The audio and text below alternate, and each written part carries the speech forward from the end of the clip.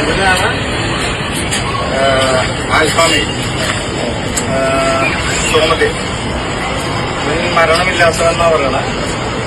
ഇതിനെല്ലാവരും വെട്ടും കൊത്തും സ്വപ്ന സുരേഷിനെ വെച്ചുകൊണ്ടിരിക്കുന്നതിനാണ്, സരിതേനെ വെച്ചുകൊണ്ടിരിക്കുന്നതിനാണ്. പിന്നെ എല്ലാ ചാനലുകാരും മുമ്പിൽ ഇവൻ കർമ്മ ന്യൂസ് ചാനലിന്റെ ഓണറാണെന്ന് പറയണം.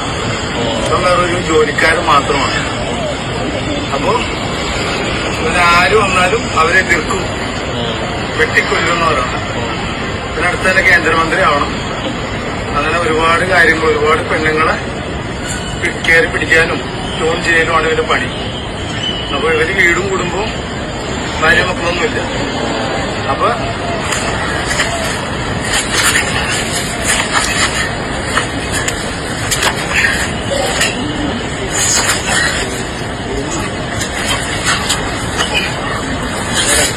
ഇങ്ങനെ വെച്ചിട്ടുണ്ടെങ്കിൽ കല്യാണം കൂടാ